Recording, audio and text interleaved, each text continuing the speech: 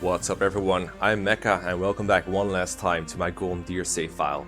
This video has three purposes. One of them is to go through my Golden Deer people one last time and tell you what I think of them as characters and as units, how much I enjoyed their supports, how much I enjoyed using them, like how good I thought they were. It's also just to talk about what's going to be happening next on this channel.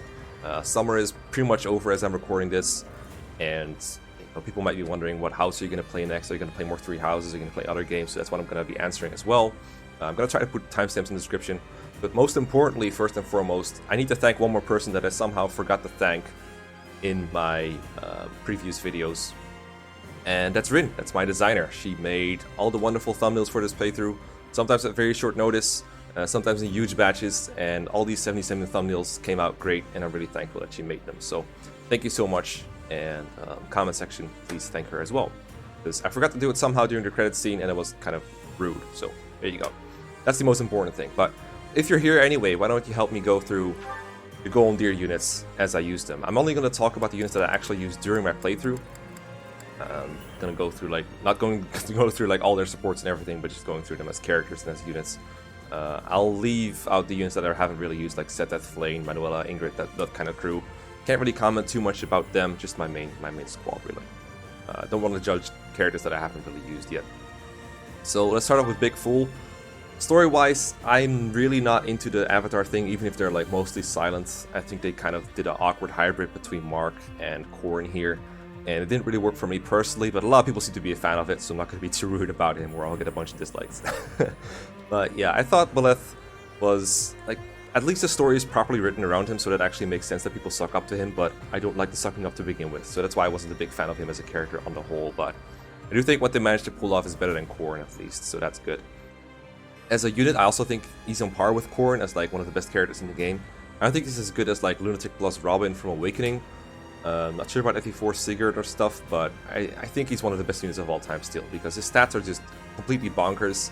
He has access to the convoy for like 400 free items whenever he wants them, which is pretty cool.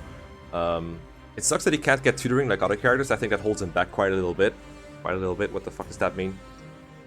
But the Sublime Creator Sword or the Sword of the Creator were pretty good weapons. Being able to repair relics and then just spam them whenever you want, which is something I didn't do because, you know, Sublime playthrough, you never know when you're gonna need them, right? I never felt like I needed them anyway. So I held back on using relics quite a bit. But even with just like the training axes and the hand axes, I felt like anyone who can become a Wyvern Lord is really good, and Boleth is no exception. And despite the lack of tutoring, it was still pretty easy to make him into a Wyvern. It took a while, but it happened eventually. But even if you're not making him a Wyvern, I feel like it works at just about any class. I've tried him as like a bunch of different stuffs in like other save files, and he's ridiculous.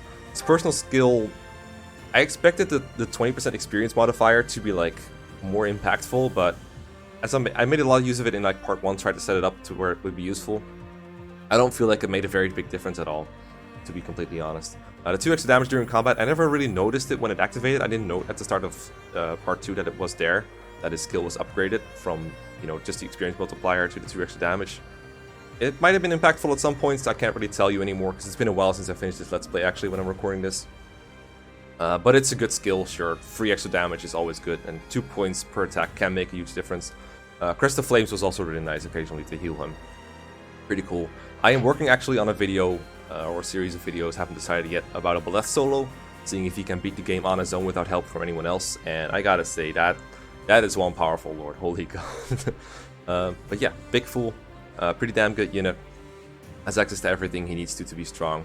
Stats are ridiculous no matter what you do, I feel like, and you can make him into whatever you want, which goes for most units, honestly. He has talents in like some things that are not very relevant. Like I just kind of didn't make use of his talents at all with like swords and brawling and faith and authority. But Enlightened One seems like a pretty class for him as well if you want him to be. So you don't have to train him for a master class, which is a huge advantage, I feel like, or like a small thing in his favor rather. So that's Boleth. Next meme is Claude. As a character, I really enjoyed Claude. I expected more from his scheming side, but I'm actually fine with not playing up that gimmick too much. I guess they hyped up the scheming a little bit too much to where it didn't really do much, but I enjoy his general demeanor. I was very surprisingly fond of the way they approached the whole power of friendship thing, breaking down the walls between us. I was like, when the trailer was released and Claude was launching that whole weird anime friendship speech, I was pretty skeptical, but I actually really enjoy the way Claude talks to people, his mannerisms, and the plans he does pull out are pretty good overall. I enjoyed Claude as a Lord. He was, you know, pretty chill overall. I like him quite a bit. He's not like gimmicky or anything. He's just, you know, I like him. I just get a positive vibe from this guy. I can't really explain it. I guess I'm happy he swayed me over. I'm really happy with my choice of Golden Deer for the first playthrough. As a unit, along up there with Beleth as one of the best units ever made, probably. At least one of the best units in this game for sure. Like in a tier of their own along with the other Lords. I'm not sure which of the Lords is the best yet. I haven't used them all to their full extent. I haven't analyzed it all very properly. But I do feel that Claude is definitely up there. Not just for his personal classes, which are like great and stuff, but just the sheer power of the Fill Knot, which I could have probably used a bit more. And just how easy it is to make him a Wyvern, despite his like a bit of a failure at using lances. Like he actually has a weakness in lances, but it's still easy to get him to see. I don't feel like the talents and the Banes kind of impacted him very much. But just, he's so good as a Wyvern using bows. That's really all there is to it. It's so easy to make him one, and it's really the best class. It's like 2 personal classes to make it even better. I didn't even need to make him a Wyvern Lord. I liked it though for the extra point of movement when he was still a Wyvern Master. But damn, what a really, really, really sick unit. His personal skill, Pass was really nice in part 2 sometimes, getting by enemies to get to important parts. The experience gain, not really that impactful. Beleth has it too, but it didn't really do very much, I feel like. It's not really very impactful overall. Like getting 36 instead of 30 for a kill or something. That can add up over time, sure, but I feel like generally I didn't need my stats as good as they were. So I don't think it was super, super impactful, but it was alright. But Pass is really good. And then the Gambit he brings, I guess, I don't really count it as something for him, because everyone can use this Gambit if they want to. But Ashes and Dust was a really good Gambit. 2 uses, but then it also has a really wide area of effect and 2-3 range. That's insanely good. That was really good for breaking down monster barriers and stuff. I really like this one. But yeah, not a whole lot to say about Claude in general. I just thought he was very strong and a very likable character. I'm very happy with him as my Lord of choice, I gotta say. So yeah, this is as he ended up as. Next one is Marianne. So I enjoyed Marianne in part 2 mostly, character-wise, because she kind of came in on her own in what I felt like was a very natural way. She became more confident, but not quite so that it's like unbelievable, I felt like. And it was funny. It was like I was expected to be as annoyed by her as I went by like Bernadetta, for example. But I actually liked her a surprising amount. I think they pulled off a depressing character quite well. And I liked her paralogue as well, for what it's worth. And as a unit, you know, she wasn't great at fighting or anything. Sometimes I'd use her for chip damage, but the healing she gave was just very wonderful. Having Physic alone is just a really good boon. And if you can use Physic from like along like 10 tiles away, it doesn't really matter how good your stats are, because she will still be helpful to keep everyone else alive. It took a while to make her a Holy Knight, but that's probably my fault because I didn't really play up her talent as writing too much early on. It took me a while to unlock it. It is a hidden talent. Oh, it's Lances that's a hidden talent. That's right. She's just as good at writing, I guess. But I trained her in it a little bit too late. But overall, having a Holy Knight was pretty nice to have. Generally, healers aren't very interesting to talk about as units because most of what they do is just getting someone to full health. I will say I think Tempest Lance and most of all Frozen Lance I think were hyped up to it. I never used them in my playthrough. I probably could have made use of it a little more and like used them to kill stuff. But I don't know. I never really feel like it was great, and especially for Lysithea, who we'll talk about later. I think these combat arts just are unnecessary overall and not really worth investing time in. I guess you don't need to care about it too much because you're doing it anyway for masterclasses, so they're just kind of like an added bonus.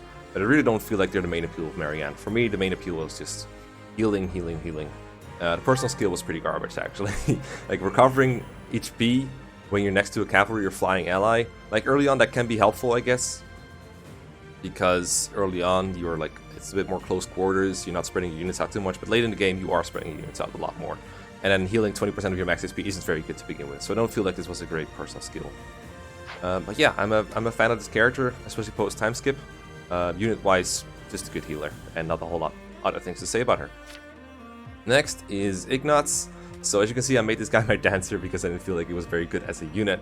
As a character, this is one that comes close to being like a Fates character sometimes, where he's always like shy about talking to someone. He's afraid he'll like disturb them. I can relate to it to some extent, like not wanting to talk to people because I'm afraid I might disturb them. But the support system kind of fucks this guy's character over quite a bit because it happens a bit too often. It happens for a lot of characters in this game. It's more of a fault of the support system than him. but for me it was actually noticeable in his supports. So I was kind of annoyed by that, but I do like that he's pushed into one direction by his parents and then pushed into another direction by his own talents and abilities. That is an interesting thing to explore, and I think Fire Emblem hasn't done too much. So I kind of like that part about him, at least. He does eventually like decide to become an artist of some sort, I think, in his aid supports, which is, you know, it's predictable, but it's a reasonable solution to his supports that I like. As a unit, he turned into a dancer, and that pretty much made everything else about him kind of worthless. I liked him early on for having high hit. They hit people on terrain, but I felt like it was the worst combat unit by far in my squad, so I made him the dancer. I do like that you can redeem your worst unit that way with a dancer. That's a fun part of the design of this game, I think. So Ignatz, I mean, dancers are just really good, so I think I would actually put, like, if you have the S tier up there with your units, you got like all the lords and Beleth in there, you could put your dancer slot in there, I guess, and it'd be good. But dancers are always a bit hard to evaluate. But I could have turned this Ignatz into like a reasonably good assassin or something, I guess. Or a wyvern, because everyone should just be a wyvern, you know? But yeah, the personal kind of talked about it already. Plus 20 hit, I mean, it's good, but it's not fantastic later in the game when your hit rates are generally good anyway. But it was nice to hit people in forests when I was not sending in a forest, you know? Next meme is Lorenz. This was one of my favorites from the start, even before he got his major character development, and he actually started having a bit more self-reflection. But even early on, I liked that they went with it, like, I wouldn't even say arrogant, because he does think himself above other people, but not because he actually has disdain for other people, or because he just thinks this is the natural order of things, if that makes sense. Like, nobles should be protecting their countrymen. This is just the way he was brought up. There's no real fault of him here. It's not how do you explain it, man? It's so hard to put into words. Just how natural it feels that he does the way he thinks, not because of some kind of misplaced arrogance, but just because he feels like this is a natural order of things. And then in part 2, it just kind of comes together. He realizes his mistakes. It comes out pretty reasonably in his Beleth supports, and from there he becomes a much nicer person. He gets like friendships with Leonia and stuff. I really like the way his character progressed. I also like how his haircut progressed, of course, but that goes without saying. As a unit, I used him as a Cavalier for the longest time, and he was a pretty big failure in the combat department. It was nice to have the extra move. He was a pretty good stride bot, but other than that, I had a hard time getting killed with Lorenz. And then I read the comment section, and was like, hey, you should turn him into a mage, and I tried it, and I mean, his movement became like twice as bad, basically, which sucked, but his combat became so much better that I still felt it was worth it. Then I got like Fiendish Blow, and at some point I managed to equip Reason level 5, which I had in my combo for the longest time. And I realized that, wow, this unit can actually kill things now. Sometimes he had issues doubling, especially when he became a Dark Knight. I think his speed wasn't as great as it could have been. But overall, I thought Lorenz was a fine unit to use. I think people rate him as like one of the worst students in the game. But I think it speaks to how easy this game is that you can still make him like a reasonably competent Dark Knight at least. I've heard of some people making like a Holy Knight instead. I think, not sure. But I was pretty happy with him as a Dark Knight, with the path he went. And that way he already had some riding rank when it was time to get to the Master Class at least. So, I don't know, I like Lorenz as a unit. I thought he was fine. Not spectacular, and maybe in a future playthrough I'd still like advise going Wyvern, because, you know, everyone Wyvern is the best ever. But yeah, the personal skill, it's basically another +2 free damage, as long as you have a battalion. I think for a bit of time he didn't have a battalion, and then the free extra damage came in handy a couple times, but I couldn't remember when exactly. But 2 extra free damage is better than most personal skills, I feel like, so it's still in the upper echelons of it, you know. I think he has access to that personal staff, the Thesaurus or something.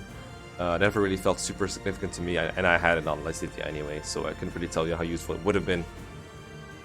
But I think Lysithea has the better use of it anyway, considering how much the range boost benefits her.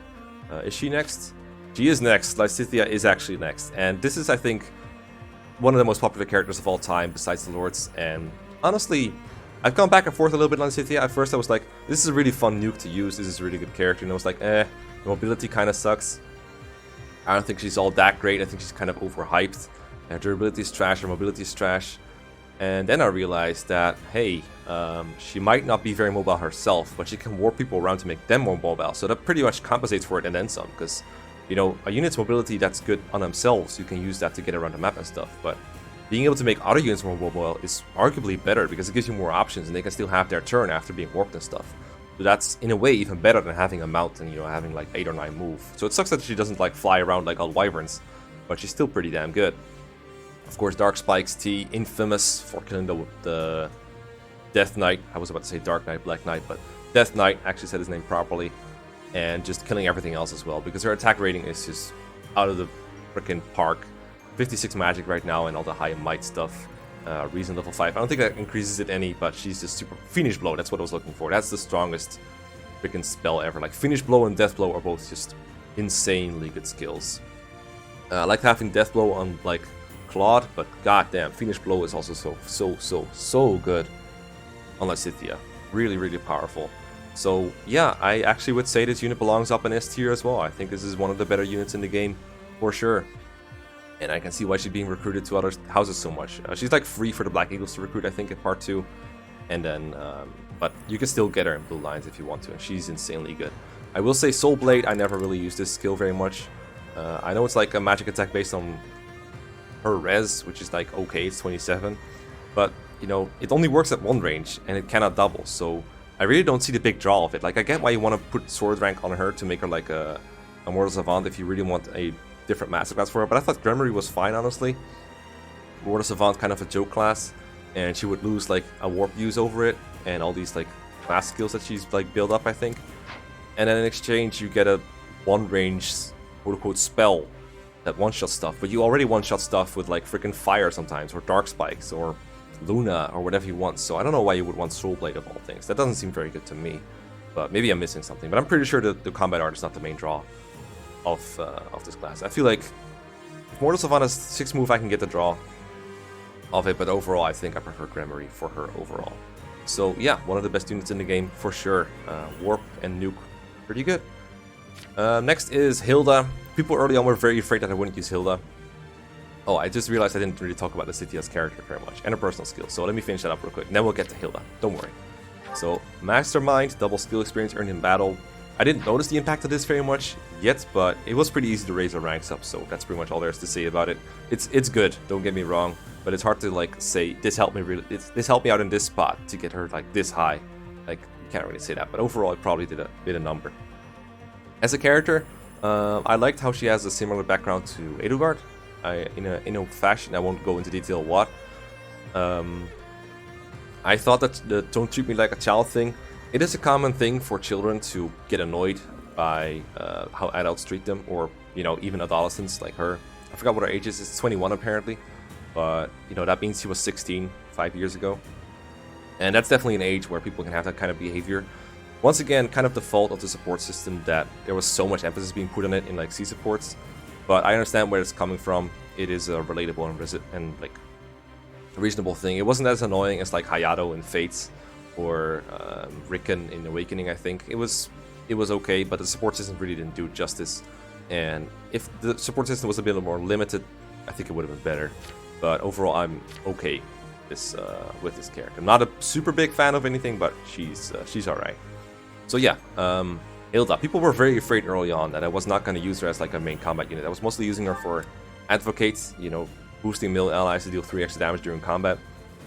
I thought that was great early on as a support unit. I mostly just had her chip people with Iron Bow. But as I started using her more and more, I did realize that, yeah, her strength and speed are just bonkers. Like, I knew that from the start, but I didn't know just how good she would be. 46 strength, I'm pretty sure it's the highest on my team right now. And 37 speed is enough to double most things in this game. And boy, she kills stuff over and over and over and over. And she also has Death Blow to make it even worse, to get like +6 attack on player phase. She was probably the most powerful offensive unit that I had. She can also use the Freikugel, which is her personal relic crest kind of stuff. Really strong weapon as well. 23 freaking might is enormous. The hit rate leaves a lot to be desired. Her hit rate in general is too great. I think 20 dex is definitely below average, but it really doesn't impact her very much because you can just use Training Axe to get a good hit. Even Forge 1 if you want. I think that boosts hit. I don't know. Either way, her attack is good enough to where you can be accurate if you need to be. And she also just has the capability to use bows just like any Wyverns, which is super good. Claude like specializes in it, but she'll still pretty good with it. And she can get close counter fairly easily, I feel like. Just a little bit of bow tutoring and we'll get her there. And just, you know, Wyvern Lord best class for her by far. But she could work as like, well, not a War Master because that's mill only, but generally any axe using class will get the job done, I think. I do think she should focus on at least lances or axes, but preferably both as a Wyvern Lord. It's the best way to go for her by far. But damn, amazing offensive powerhouse. Also one of the better units. Not as amazing as like the main lords, I think. Like some things hold her back, like her, I don't know about her accuracy or durability. Those are both fine, but there was something that made her worse. I feel like I can't really quite put my finger on it, but you know what I mean if you are familiar with these characters, I think. Shamir, part 1, I thought she was super broken. Just as a sniper, surprisingly, just having 1 to 3 range, and then in addition to that, she would have like just insane range. And her personal skill, survival instincts, just boost her. I think it's strength, dexterity, and speed. I was gonna take a sip of water, but I guess I might as well check this out. So strength, magic, dexterity, speed +4 for 1 turn. That was pretty good. As the game went on, especially in part 2, I did feel like her speed became a little bit insufficient, and I had to like manually boost it sometimes, or have her set up kills for herself with like a dance, or have other people set up kills for her a bit more. And she wasn't as like good of an like offensive monster as much, but she was still useful for chip damage. And because she comes with like A bows and not really any like ambitions to become anything else, it's easiest to just make her into a bow knight. I think that requires lance rank a little bit. Let me see if I can check that out. Wow, pressed the wrong button again. Good job. Yeah, I think she needs lance rank, but she also has that at base. I think she has like C rank lances at base, so it's very easy to make her into a bow knight. And I feel like once you're a bow knight, I'm so bad at this. Once you're, once you're like, if you're already this good rank wise, and you just train riding to become a bow knight, and then a bow knight just doesn't need to be self-sufficient. They just need to provide chip damage, and she can be in range of enemies if she needs to be. She's not bad at anything. Generally, she could just provide chip damage without being in the way, without being in enemy range. Like 4 range, and then the 8 move is good enough. And then she can also potentially get riding 8+ to get 1 more move if you need to be. So I think it's forgivable for bow knights to be a little bit less statistically competent compared to like Wyvern Lords. I feel like that's reasonable for bow knights. It's better if you have better stats, but overall, I still think this is a good unit. Not as fantastic as some of the others, but pretty good. And being basically a pre promote helps her a lot, I think. It means you don't have to invest into her as much. So I'm glad I used this unit overall. It's fun to use. Next is Felix, the first recruit on my list here. Not the first recruit I did, but I did recruit him from the Blue Lions. I was very happy I did. This unit is broken as frick. I guess the main thing we should talk about is Lone Wolf. People do say that, like, people are kind of conflicted, I think, on whether you should be having a battalion or not. Personally, I left the battalion off most of the time, and I was okay with it. There's definitely parts where you want to have the battalion. They do provide like protection, and it can provide almost as much damage as Lone Wolf, or even more if you level up his authority. I don't like leveling up his authority. I don't think he likes it either. Yeah, he does have a weakness in it, so I prefer to left it off, and then that way I also have more flying battalions for my other, Thracian squad. So it's a bit of a double-edged sword. I think it's the best use of your resources to just leave the battalion out for him most of the time. And if you want the gambits for like monster breaking, you can still put like Gerald's Mercenaries on him if you want to. Like, just give him max level Gerald's Mercenaries and he'll still do about the same damage. The crest is like the most common thing people talk about, I feel like. The crest of Fraldarius. Apparently it sometimes raises might when using weapons. I think it's either like 10% of his damage, or it's just his weapon might. Not sure which. That was an accidental push, but that's okay. So I don't think that crest is as good as people say it is, but occasionally when you're like closer to it, Kyogo, and then he gets the crest and he gets a little bit extra damage in, that is nice. But generally I don't rely on it, but I keep it in mind. I'm like, okay, I'm close to killing this guy and I'm probably going to proc a crest and kill him anyway. But most of the time, it doesn't really do anything for him. But it is one of the better crests for sure, because the crests in general aren't too great. But yeah, stat-wise, the strength and speed are just out of this world. Really strong and really fast, even before Lone Wolf. And then, of course, I made him a Wyvern Lord just to prove that I could make anyone into a Wyvern Lord, because he really doesn't have the talents for it. Like, he's not talented in lances, not in axes, and not in flying. And I recruited him late, but I still managed to get him there. So that proves you can make anyone a Wyvern Lord if you want to, as long as they're like weak in all those things. And even then, I think it's possible. Aegis Shield saved his butt a couple times. It does weigh quite a bit. 6 weighs him down quite a lot, so sometimes he can't afford it, and it can even get him doubled sometimes, but the amount of times I've seen this proc and almost like save his life was also quite significant. So I think this is a good thing to have on him, and then if you don't need it, you can like unequip it. I think that's pretty good. I did toy around with like Vantage, Defiant, Crit kind of build, but didn't really do a whole lot for me overall. It's just something I did to make him stand out from the other Wyvern Lords. But overall, just a pretty damn good character. Candidate for S tier, maybe, but I don't know yet. Next is Petra, my favorite recruit from other houses and one of my favorite characters in this game overall. I forgot to talk about Felix's characters, didn't I? Damn, did I talk about you as a character? Did I talk about you as a character? I did. No? No? Okay, fine. we'll talk about Felix as a character real quick, and we'll go back a little bit. I'm sorry for being like a little scramble-brained right now. So Felix, I think a lot of people were afraid of him being like an edgelord, and that's all there's to it, like Navarre. He does like have a couple of details about him that like harken back to like his ending, talks about how he vanishes and stuff. But generally, I think I did a pretty good job of like deepening his character a little bit, broadening it a little bit. I like his dynamic with Dimitri in the Blue Lions. I've been playing a little bit of Blue Lions, so there's that to him. So overall, I like this character just fine. Not my favorite or anything, but there was more to him than I expected, and that's really all I can ask for this kind of character. Shamir, I love her. She's quite fantastic. Pretty straight up, but not to the point where she's like, heh, and like just doing like basically what we expected Felix to be, like an edgy mercenary kind of character. But you know, one with a reasonable backstory and reasonable interactions, and you know, she knows how to behave reasonably well to like, she's not off-putting or anything. She's just very straight up, and I like that about her. So that's what I liked about Shamir. And then Hilda, I was happy that there was more to her than just like spoiled princess. She was not just lazy, she was very insecure as well. And she was afraid of disappointing people. And that was an angle that, like, it doesn't excuse the behavior, but it's a little bit more background than just, I like people doing things for me because I'm lazy myself. I like that there was a bit of insecurity behind it. And she kind of got over it in some of her supports. I like that a lot. So yeah, Petra, character-wise, I just love the way they pulled off the Forgner by having her fuck up like tenses in a language, but not. She still understood a lot of things because understanding is easier than speaking. And I just really love the way that her character it's a realistic take at an ambitious Forgner. When it really tries and really does her best to settle in. And even though it doesn't quite work out, everyone is like still charmed by her and the way she's attempting. So she has a good time making friends, and I like that. And I mean, I married her, or like my main character married her, but only because I had to. Other than that, another Wyvern. Her strength felt a bit worse, probably because of the lack of death blow. 33 strength doesn't look bad to me, so she could probably still do some things if she needed to.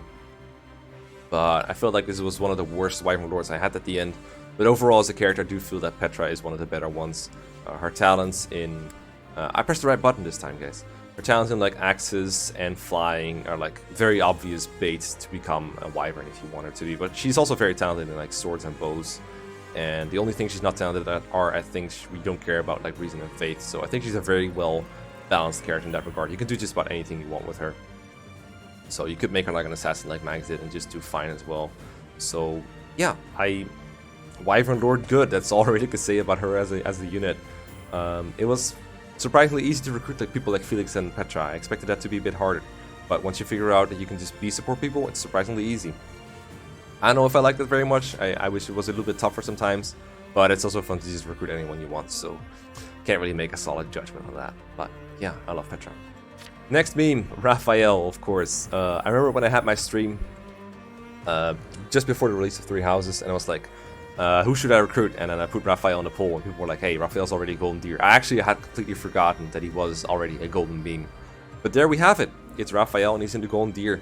And you know, his one drawback as a unit, of course, was that he wasn't a Wyvern Lord. But when he got to punch people, it was generally pretty fun.